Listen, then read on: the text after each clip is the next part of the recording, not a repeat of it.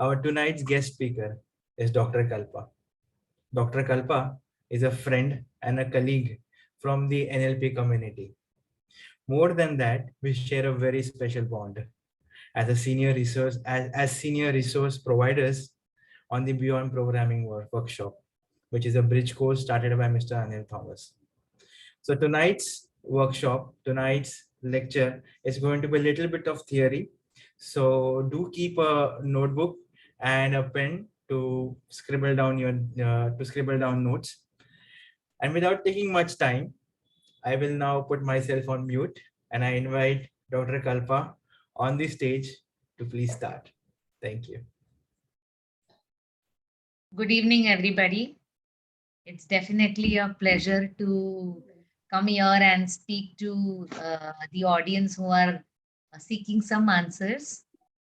So, let me begin with today's topic, all about beliefs. So, Aniket said, the topic's name, change belief, change mindset. So, I slightly disagree on that. I said, pehle soch to le whether we want to change the belief or no. So first we'll talk about beliefs only. Uske baad, after that we'll start thinking if we want to change belief and mindset. Okay. So we'll begin with this session all about beliefs. So the outline of the session will be what are beliefs, how we form our beliefs. Then we'll see how we constantly test, upgrade our beliefs. What is the impact of beliefs and why do we change belief if at all we change? Okay, that's how we'll go through the session today. So the first question for today is how do we form our beliefs? So basically, beliefs are nothing but the imprints that different event of your life play on you. So you may think, what happened in my school? What happened in my workplace? No, but it starts right from the time when you are in your womb. So right from being in the mother's womb till your current age, you are constantly interacting with different people. And because of that interaction, there are some of the other impressions that you're creating on your brain. And those impressions further turn into your belief system. So, right from the time, even before you understand, you've been taking experience, and those experience leave some or the other mark on your head. And that experience continues till the time you want to change it or you rethink about it. So basically, beliefs are something, they are like those imprints, those foot marks. So when you walk on the sand, the marks that you leave on the sand are the beliefs, the footmarks that the experiences live on your mind. So basically, it's about two things, the beliefs that you have about yourself and beliefs that you have about the world. Okay, so let me start giving you a small example. So basically, beliefs are formed by four major factors of our life. So the first factor that really helps formation of belief is the society that we live in. So society is basically the friends and family that we are interacting with.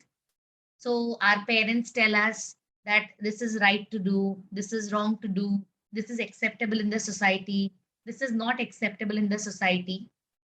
So that forms part of our social conditioning of our beliefs. Then next conditioning is basically the conditioning of the education. Education system also leaves an impact on your brain.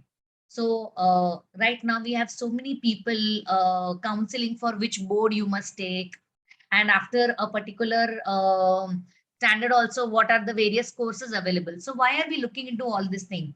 Why there is something like an aptitude test? Because we know our education also leaves an impact on us. So education also really affects our upbringing. So like let me reminds me of a movie, a Hindi movie, that is Three Idiots. And in Three Idiots, as you know, Amir Khan, let me quote Amir Khan in Hindi because I will not create an impact if I say it in English. So Amir Khan says that कि school जाने के लिए fees के पैसे की जरूरत नहीं है, यूनिफॉर्म के पैसे की जरूरत है. So if you can afford to buy a uniform, you wear a uniform. He basically tells a peon or a small boy that you wear a uniform and you sit in the class that interests you because knowledge is available everywhere. So definitely education also has an impact, whether it is a formal education or the informal education that you've had from the world and people around you. Next influence has that has on our conditioning and belief system is the economical system. So many times you must have heard your elderly speaking. In our times, the fares were like this. In our times, we had a lot of value of money. These days, now these kids don't value money. And sometimes you may see that the person's financial status has really changed, but he still choose to live the way he was living when he could not afford things. So basically, that's his programming, that's his wiring that makes him live that way. So economical conditioning also makes your belief system. And last but not the least, religious conditioning. So in country like India, religion is a very important conditioning. Even before you are given a name, you are given a religion. A stamp of religion is put on a child when the child is born. And this child is a Hindu child, this child is a Christian child, this child is a Muslim child. So even before anything else, he is first given a religion before any other proceedings. So basically, these are the four things that influence our belief system strongly.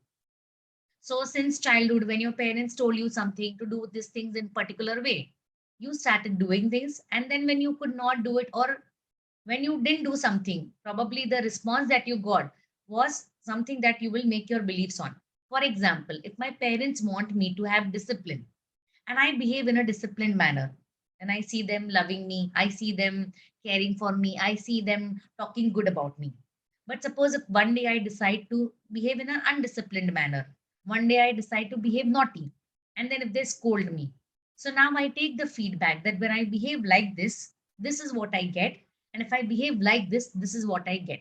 So now I have a belief system that if I am a well-behaved child, society will love me. If I am a well-behaved child, my parents will care for me. If I am a well-behaved child, I have many friends. So like, right? So similar on those lines, you will constantly keep on forming multiple beliefs till the time that you've reached today. So basically, this beliefs is nothing but a template. So it tells you in future when you have a similar circumstances, it tells you how to act at that time. So maybe when I was small, I tried behaving in different ways. I didn't know what is disciplined way. Maybe I behaved in a particular fashion, then I behaved in a B fashion, then I behaved in a C fashion, then I behaved in a D fashion. And I realized that when I do this thing, people love me the most. So now, when next time I want them to love me the most, I know I need to behave in this particular fashion. So now it's a template. I don't test again and again. So for example, let me give an example. When a child is small, okay, and say it is a 1-year-old child, and a 1-year-old child is running around naked, and the elders in the in the family may laugh it out, and they'll feel cute, such a cute child, and then they'll just tap him on his bump, and he'll run away back. Okay, now imagine a 5-year-old doing it. And if a 5-year-old does that, the same grandparents will now scold the child, "Ki, go wear your clothes and come." Now this 5-year-old child does the same thing when there are 4 guests in the house. Now he has worn the panty and he's come. Now the parents tell him, the grandparents tell him, no, you're supposed to wear full pants when there are guests at home. So basically, so at 2-year-old child had a belief that if I run around naked, I am cute. A 5-year-old child has a belief that when guests are not there, I can wear a panty and still roam about.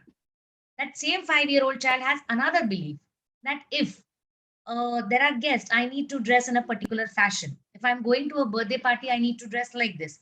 If I'm going to school, I need to wear a uniform. So that's basically how a child constantly updates his beliefs as well. So he keeps on checking his beliefs, and that's a basic plan, a basic template based on which he will act at future situations. The next time when he's invited to a birthday party, he'll dress appropriately and go there. Next time when he has guests in the house, he'll dress appropriately and be there. So basically, it's the template for behavior. So basically, we form beliefs based on our observations of multiple situations. So let me give an example of a kid. Okay, so there was a kid, and the family had multiple dogs in their house. And right from the time when the kid was born, the dogs has been with them, and the kid and the dogs have been growing together. The kid would fight with the dog. The kid would trouble the dog, sleep on the dog. The dog would sleep in the kid's bed. They would have good time together. They would fight, and they would even bond well. So now this kid had a very good bonding and a rapport with the dogs. Now, one day when this dog goes out, when this child goes out with the parents, and he sees a stray dog on the road. He has naturally seen dogs since his childhood, and he is inclined to touch the dog. And when he goes to touch that dog, the parents tell him that don't touch the dog. It's a stray dog. You don't know whether this dog is going to love you or, do something to you. So he says, no, no, no, mom, I know. I have a good bonding with the dog. Let me just go and do it. And he pampers the dog. And the dog loves that and licks the man and licks the boy, and he goes away. And he tells the mom, see, I told you, I have a natural bonding for dogs and all dogs love me. And then they leave from there. And now they reach to a friend's house, and the friend also has a dog. And as they enter the house, since there were many people and they were partying, there was loud music, the dog over there got little wild and bit this boy. And now this boy is wondering that how come, I mean, even the guests, even the people who were in the house, they started wondering that this dog never bites. I don't know how it suddenly became so aggressive today and it is biting so many people here. So now this boy had a belief all this while that I have a good bonding with the dog. And suddenly now he has a belief that he needs to be careful when dogs are around. So basically, depending upon the experiences, we will have some generalized conclusions. And then, depending on that conclusions, we form our filters. And filters are nothing but basically like glasses. So if I wear a red color glass and I look at who is wearing white shirt, I may feel he's wearing a red shirt. If I wear a yellow color glass and then I may claim he's wearing a yellow shirt. So basically, it's like a filter that tells you how you analyze people, how you analyze different things, and how you analyze different events in your life. So basically, why do we really form all these beliefs? Basically, beliefs are formed to save time in the first place. Okay.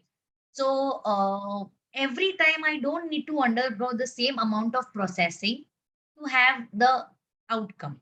So I don't need to try, should I behave like this? Then I try behaving B way, then I try behaving C way, then I try behaving D way, and then I find out that people like when I behave in a particular fashion. So now I will continue doing that, so they keep on liking me.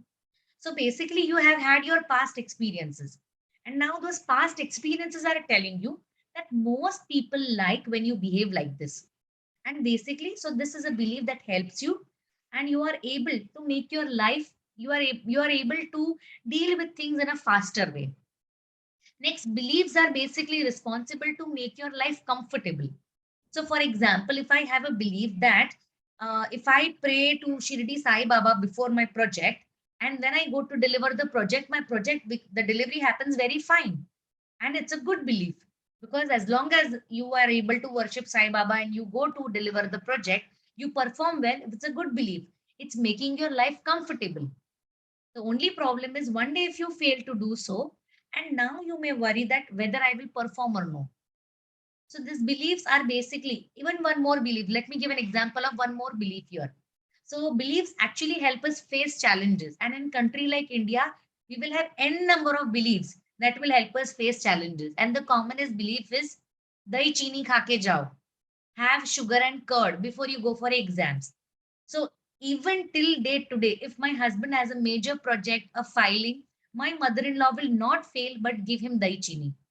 And my husband will tell him that I have done my work since last 1 month. What change will this dahi chini make today?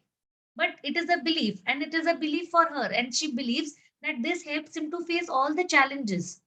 So there are n number of beliefs that we feel that they are helping us to face different challenges. So beliefs are something that are also something that motivates us. We feel, in a relationship, we have a belief that if I am honest, if I do this, my partner will love. So it motivates us to stay in the relationship. If I have a belief about my workplace, it motivates me to stay in the workplace. So basically, beliefs are nothing, but they are the foundation of our, they are our foundation. So based on this belief, you stand what you are today. So if you are happy with what you are today, it's because of your beliefs. If you are not happy with what you are today, it's also because of your beliefs. So basically, we are constantly making new and new beliefs and we are testing them also. So what do we do? So when we have a belief, like for example, when I gave you the belief of a dog, the boy who had a dog, maybe when he touched the dog for the first time, he was checking, when I do this to the dog, does the dog like it? What response dog gives to me? He will do it for the second time. He'll do it for the third time. And then he has made this belief that, okay, all dogs are loving, caring. They like to be touched. They like to be troubled. They like to be whatever, all those feelings. And now that day when the dog bit him, and then he will try to consider his belief. Like, is this belief still true? Is this belief still working? So we are constantly trying and testing our different beliefs. Let me give you one more example. For example, if a girl is into a relationship, okay, and she has a boyfriend, and it has been like 1 month, the boyfriend and things were going good and better. 2 months go by, and then 3 months go by, and the relationship is going good. And suddenly one day, this boy stops answering her call, and then she wonders what's wrong. And then next day, when she goes to college and she finds out, okay, now this boy has another girlfriend, and this girl is heartbroken. And then she spends some time, and then she's like slowly overcoming this heartbreak, and then she falls into a second relationship. And the second relationship also, now what happens, she's into the relationship, she's little cautious, she's looking that should I fall into it or should I not fall into it. She spends some time, maybe say 3 months or something, and then she feels okay, he's still there with me, so I'm sure he's a good one, and then she continues, and the relationship goes on. And then say after 6 months, again, this boy leaves her and goes away. Now she is upset again. And now she feels, yeah, I should not have a boyfriend. And on a third day, again, she has a boyfriend. She starts again dating somebody else. Or maybe she starts dating the same boyfriend again. On the third day, again, it becomes the boy comes back to her and she's like, okay, now that he's come back and I'm okay. So now she's in this experience, she's forming some experience. And now when this boy comes back and he leaves her and goes again, and now he never comes back. Now this girl is really heartbroken. And now, for the fourth time, when she gets into a relationship, she's going to have experiences of those past three experiences. She's going to generalize and form a belief that all boys are, yeah, all boys leave me and go. So now she is going to keep this belief. And depending upon how strong this belief is, she is either going to fall in a relationship, or if she falls into a relationship, she's going to be very insecure in the relationship because the belief is that all boys leave her and go at some other particular time. So basically, we are constantly trying and testing our all beliefs. And now, suppose if the fourth boyfriend goes away, now she becomes that preaching Baba. Now she start telling, I am telling you, सारे लड़के ऐसे ही होता है. I'm telling you, all boys are like this. All boys are going to ditch you and go. All boys leave you and go. So now she is going to tell everybody this thing because that's the template through which she's watching the entire male community. And now when she gets married to a man, and depending on her filter, if she's not changed it, she's going to either suffer with this man as well. And she'll force this man to leave her and go because she's been thinking on that belief. And then when this man lives, then she's going to tell, I told that's going to happen. I knew it's going to happen. Because she was living on this belief. She wanted to live on this belief. And she wanted to prove it that this belief is working always. And believe me, we are so loyal to our beliefs. We are so loyal to our beliefs. So when our beliefs are broken, we try to shy away. We feel, nahi, I didn't see only. Did it really break? No, no, no, no, it didn't break. I'm telling you, they are like this only. It's just that once that he's got a gift for me. Otherwise, all boys are like this. All boys ditch you. So basically, you are constantly so loyal to the beliefs. You stick to your beliefs unless you realize that this belief is not helping me anymore. So basically, that's the belief system. We try and constantly test it. So next year, I would like to give you an example. I mean, I've already told you how powerful our beliefs are. But before going to the belief, power of belief, let me tell you one more thing. So beliefs are basically about three major things in our life. Either we have beliefs about causation, we have beliefs about different meanings. Just 1 minute.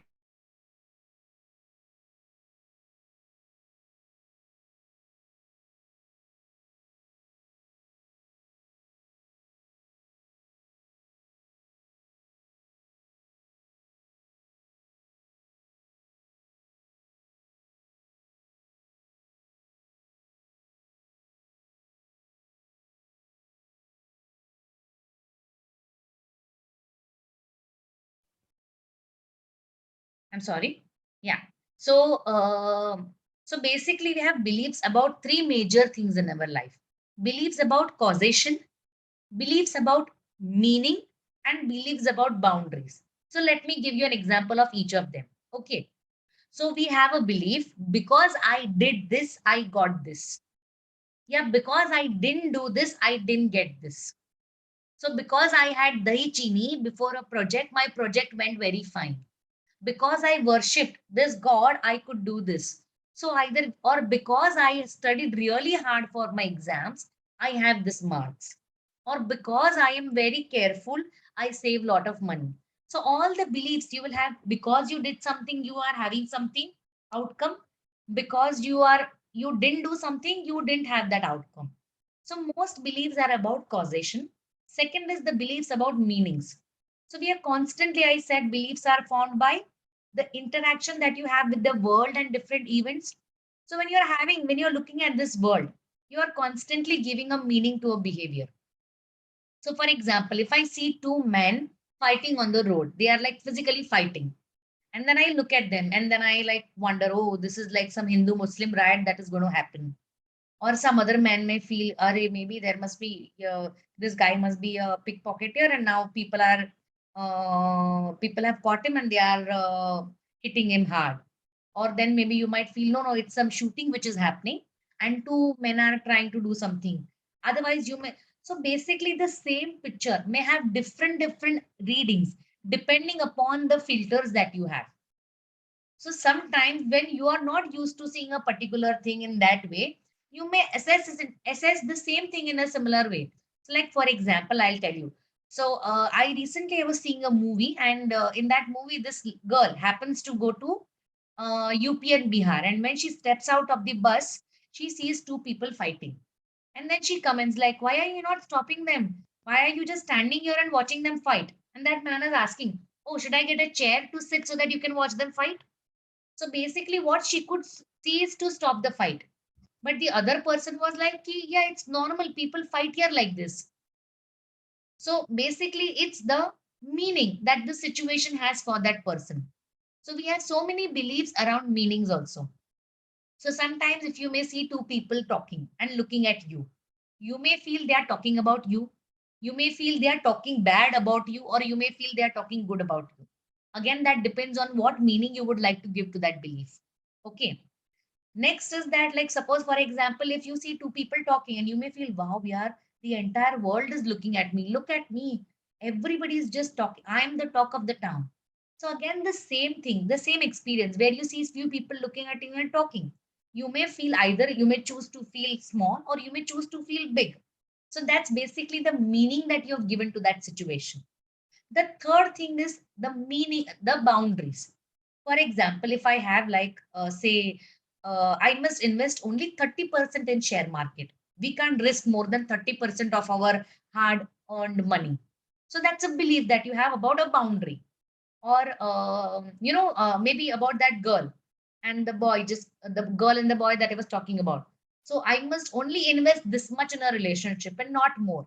So now that's a boundary, a belief that she set about the boundary. Yeah, you may have a belief that, a daughter-in-law, like in a country like India, a daughter-in-law can only do this and not do that. That's a belief about boundary.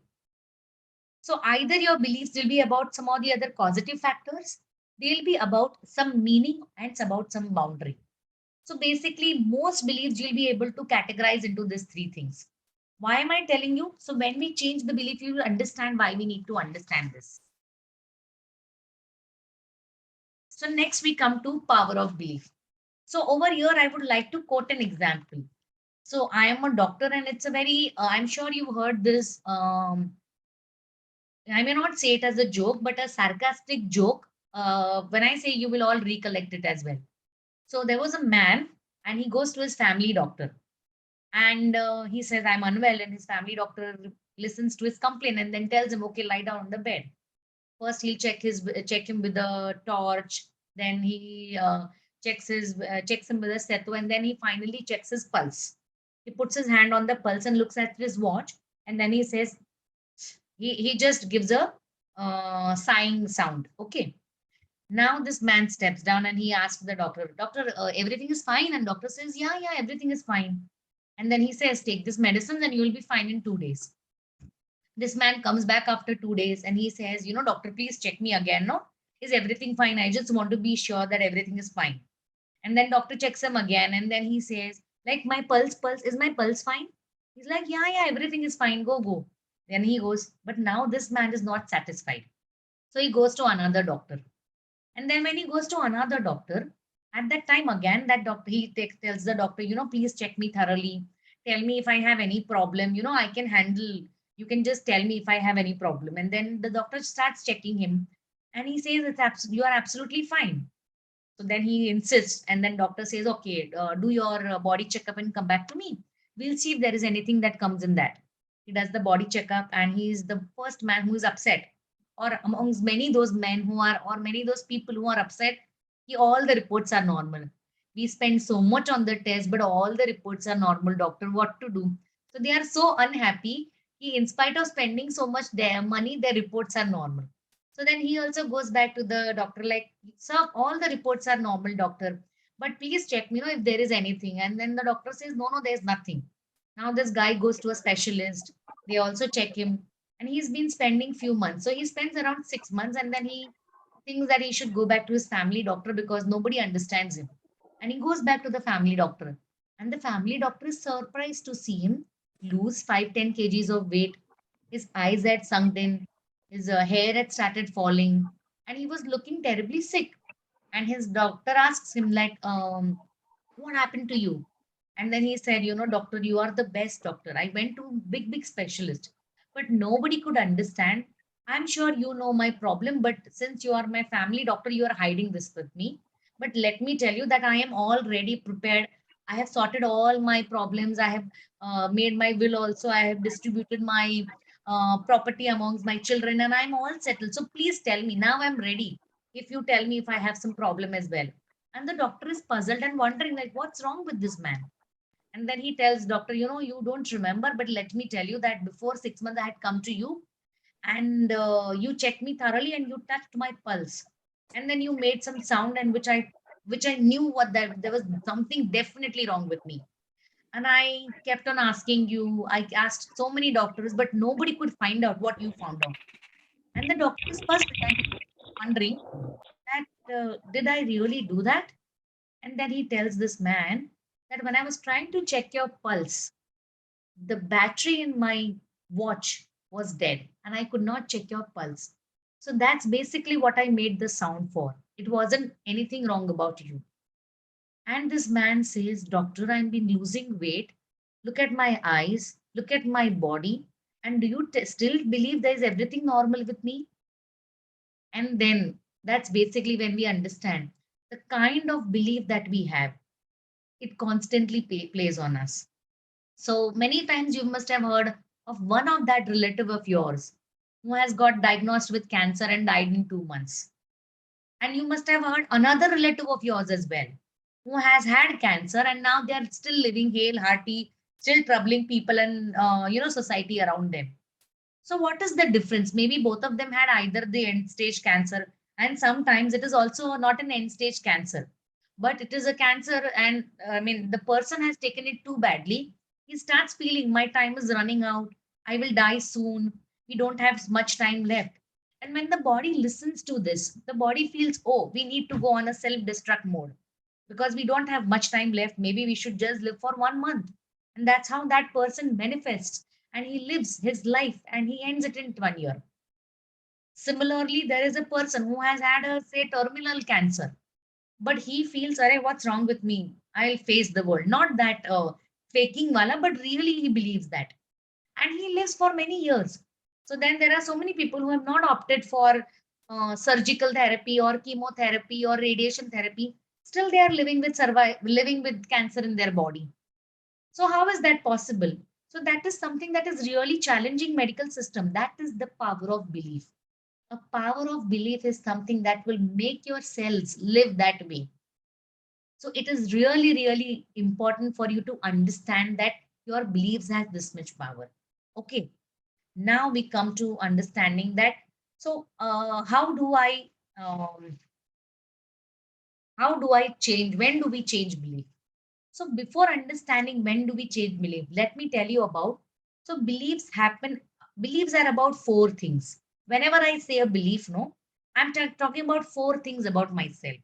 So for example, if I say, I can't swim, I can't swim in a ocean. Okay. So now I can't swim in an ocean is the belief that I have. And now if my husband is hosting a party, say at Goa on a beach side, and it's our 25th anniversary, and we are going to have a beach party and a pool party, and he wants me to be in the pool. Now this is a belief which I want to really change. So we really need to understand where is the problem. I can't swim in ocean. So I the problem? Can I not swim? So am I the problem? So let me give another example for you to easily understand which the I that I'm talking about. So there is a lady, she is well educated, and she gets married to a successful businessman, and then she gives up her job. Everybody tells her that why are you are educated? Why don't you do a job? Why don't you do something for yourself? And she says, yeah, I am a wife of a successful businesswoman and successful businessman, and I really don't need to do this work. So I can't do all these things now. I can't do this 9 to 5 job. I can't push in the train. I am used to my life and I am okay here. So now this lady, she's living her life as per the luxury. One day the husband loses the job. Now, when the husband loses the job, what happens to her is she's forced to look for a job somewhere. But now she knows that it's a matter of say 6 months or a year's time. In a year's time, my husband will definitely find something, and then I can again get back to my comfort zone of not doing the job. And now, what happens? Suppose if the lady's husband dies, not just losing the job, but he dies. Now she's forced to do a job, and now she'll find a job. She'll do that 9 to 5 job, and she'll earn money as well. So now the first the wife may not have the belief that I'll be able to do this 9 to 5 job. But the mother, who is now a widow, she has the belief that I can do a 9 to 5 job, I can earn and I can earn sufficient to feed my children well. So your I is the identity that the belief is talking about. So who is talking about that belief? Which part of you is talking? So sometimes you may feel it's just me. No, but there are different roles that you're playing. So which role is the I that you're talking about? Second is I can't. So when I'm talking about can't, here I'm talking about the capability. So am I not skilled? Maybe I have never had a formal education in swimming, or that is why I can't swim. So here the problem is that I don't have that skill. I don't have the formal education. So that comes from the can't. Next is maybe I can swim, but I can't dive. So here I'm talking about a behavior. See, I can do this much. I can swim. I can step down and swim in this much deep water, but I can't swim in a water that's very deep. So now I'm talking about the behavior. And the last is the context or the world. So maybe I can swim in a swimming pool, but I can't swim in an ocean. So here, when we understand where the problem is, changing becomes easier. All right.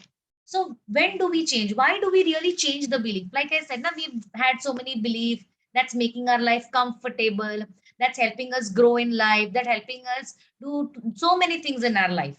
So why do we really want to change?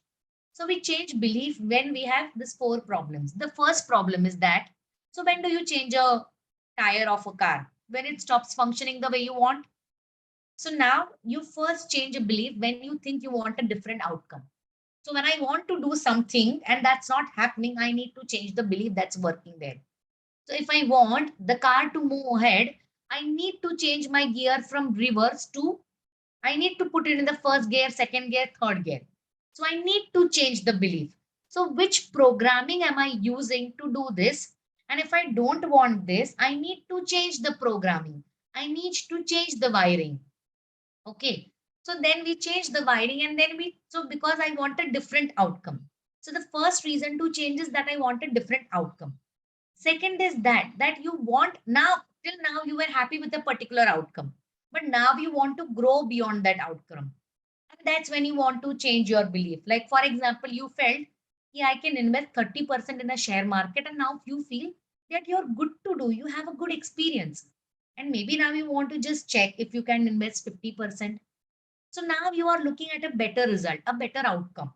And that's when you want to change the belief. The third thing is that when you want to change a belief where you feel that I am not capable of doing this thing and I want this ability now. So maybe I could not swim, but now I want to swim. So now I want to change a belief because I want this new ability in me. And last is that when I have the ability, but I'm not able to apply the ability. Like, for example, I learned many things, but now I'm not able to apply that. That's when you want to change the belief. Okay. So think about all the beliefs. We are constantly loudly speaking about our beliefs. I am a good speaker. I am a good dancer. I can do this. I can't do this. How can we do this in front of so many people? How can we speak in front of? So we are constantly throwing and talking about our beliefs. So at the time that you understand which is the belief that is no more important to you, which is the belief that is acting like a shackle in your feet and not acting like a stepping stone. We need to understand which is the belief that is costing me and not contributing to me. And when we understand that, you can take one more final test, a test of five. You ask this to your belief. Sometimes you may feel, everybody is doing belief change, belief change. Let me also change this belief of mine. And you suddenly choose a belief. But if you really want to change your belief, you should put that belief on this test of five. The first is that, do I have a desire? So, for example, if I have this belief that, I can't make a good PPT. So, do I have a desire to make a good PPT? Okay, I have a desire. Very good. So, if the desire is like, okay, it's maybe three, or it's like, no, I really have a desire. It's my live presentation that I need. It's really important for me to make this presentation well. I have a desire. Good desire. Fine. Okay, good to go. We go to the next question. If I act, is the outcome possible? You should have this. Is it possible to do this? The belief that you have. Is it possible to make a PPT? Is this belief, if you act, if you take some steps, will you get this PPT done? If you learn something, if you take a small tutorial on a YouTube, will you be able to make a PPT? Okay, yes. So if I act, is the outcome possible? Next, is it doable? Like, for example, if I'm looking for a maid in Ahmedabad and I'm asking in Mumbai, is it doable? It's not doable. So here we need to understand, is this belief that I'm talking about, is it doable? Okay. For this, am I capable of this? Am I capable of making a PPT? If I get the education, if I get all the resources, if I have the desire, am I capable of doing that? Good. Last question, is it worth it? Like, if this person says my life changes with this PPT, if I'm able to give this presentation, it's going to be a huge opportunity for me. It's going to be a big promotion for me. It's worth doing that then. So that's basically the test of five that you put for any or every belief that you feel you would like to change. So with this, we come towards the end of this session. And I am really open if any of the participant would like to work on some belief. And we can just put this test of five to that to understand if this belief is really worth it.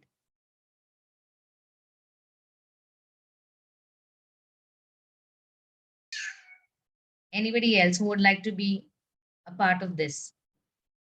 Think up Anyone is any simple belief that interested, you would yeah. like, and we can honestly put that belief to this test. And let's understand, maybe for fun's sake, just think about a belief. Don't stop yourself. Just Like, take the I'll give step. an example. Yesterday, I was doing this with one of my clients. I had to practice for a demo. So I asked my patient yesterday in the clinic, and she would always complain that we don't get good maids in India. You can't trust the maid, and there are so much issues. How can we leave our children on these maids and leave our house on these maids? So I just got a little curious and I said, let's play something. And then I asked her, like, is this the belief that you would like to change? And then she said, maybe. And then I said, okay, which is the new belief that you would like to have? And then she says, um, maids can be trustworthy. It's a belief that I want to have now. Okay, the maids are trustworthy. I said, okay, let's put this.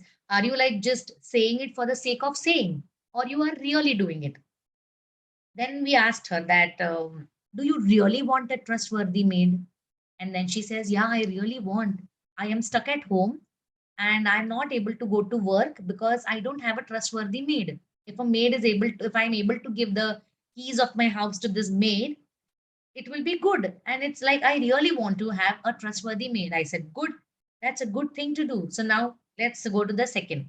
So I said, if you contact few people, do you think will you be able to get a trustworthy maid? And she said, okay, I'll try contacting people. I said, contact people who have trustworthy maids. So now it goes to the second question, that if I do this, the outcome is possible. If I take some actions, the outcome is possible. Then we went to the third question, that is what you are doing, is it doable? Is it possible to find a maid? She said, yeah, every house has a maid. It's definitely possible. It's doable. I can definitely ask five of my friends, and I'm sure I'll have at least four references, maybe not five.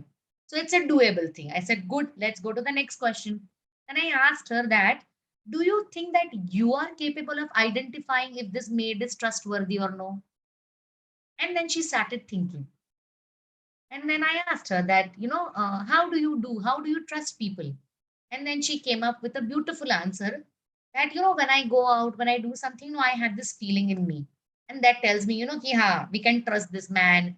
So she's doing some business, part-time, of course, but she is able to give some investment, some loans in her business. I said, good. So that businesswoman in you has that efficacy to find this trustworthy people, get that year and use that year to find a trustworthy maid. And the last, is it worth it? So I believe every women here believes it is worth it having a good maid. Tell me this, right? Is there anybody who feels कि maid अच्छी नहीं है तो चलेगा? This is like, even I will not want my husband, but I want a maid. Imagine, इतना important belief है ये. So, I mean, and we did that yesterday, and I said, let me get it here today. So, Sachi mein, I mean, just for time pass, let us pick up any belief and we'll just check it, whether we really want to change this belief or no.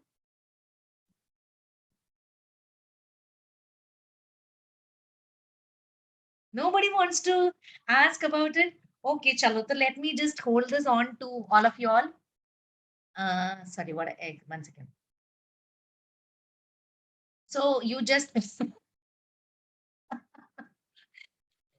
all right. So we don't need to change all the beliefs. We need to change only those beliefs that don't work for us. So if you think not having a husband and having a maid works for you, keep the belief. The day when you think that belief is not working anymore, now you have other needs, marry a boy and get a husband.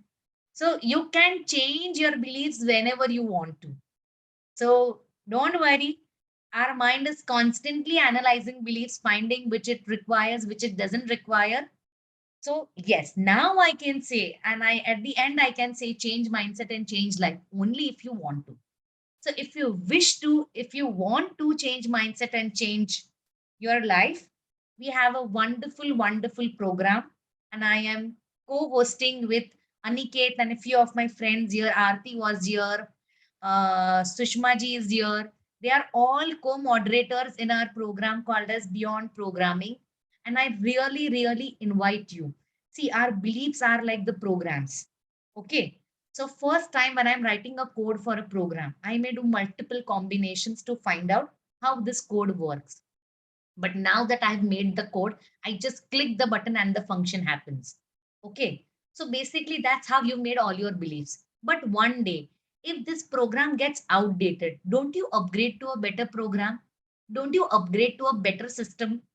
So exactly in the same way, if you feel your programming is getting outdated, you are not able to grow beyond a particular point, then beyond programming is for you. And let me tell you that we have closed almost 90% of our seats. Okay. So you have just few hours for that. Matter of fact, let me tell you, till tomorrow morning sunrise only. So please, please, please do contact your respective moderators Ask them to generate codes for you. Ask them to get in touch with you, and please do enroll, and please do come to listen to my mentor. So if you've liked me, I'm sure you'll like my mentor, because this is all borrowed knowledge. It's nothing original of mine. It's all borrowed and that I have produced here in front of you. So if you've liked this piece, I think you should definitely see my teacher, my mentor. So with this, I would like to hand over again to Aniket Bhalerao. Thank you so much, Aniket, for giving me this chance.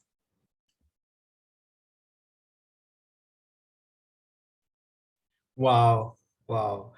Uh, thank you is a very small thing that I can say, Dr. Kalpa. It was definitely very eye-opening, and especially the 5 questions. I have noted down the 5 questions, and now from here onwards, I will be acting like a detective on my own self, and always moderating my own self. What works for me, what doesn't work for me. So that way, it's a new way of growing and addressing situations and problems in life. So with all said and done, I have got 2 announcements to be done. I would just like to share those announcements here with you. um,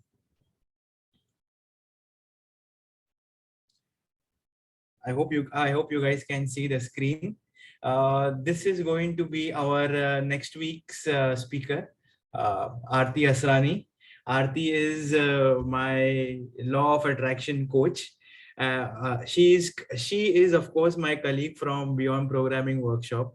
But before that, I met Aarti in one of her law of attraction and manifestation talks, and my god, it was really very powerful.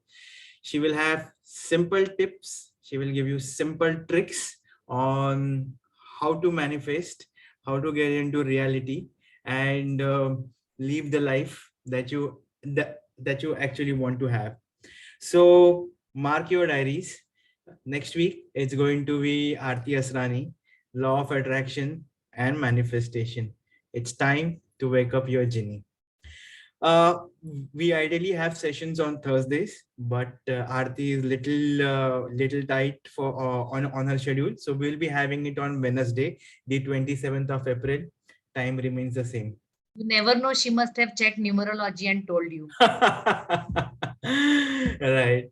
And yeah, Dr. Kalpa has already talked about Beyond Programming. This is our bridge course, Beyond Programming, bringing the best of NLP and best of Gestalt practices. Any person can join it. You don't need any background in psychology, or you don't need to have any previous understanding of NLP or Gestalt practices. Nothing like that is required. Just an empty mind and willingness to learn. You will have the most amazing learning experience over here. Dr. Kalpa's talk right now is one of the proofs of that. Whatever she has presented over here is all we have gathered from Anil.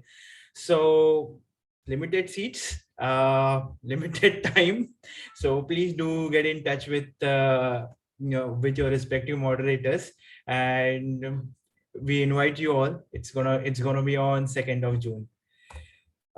With that, thank you very much, all of you. I am leaving you all with a form.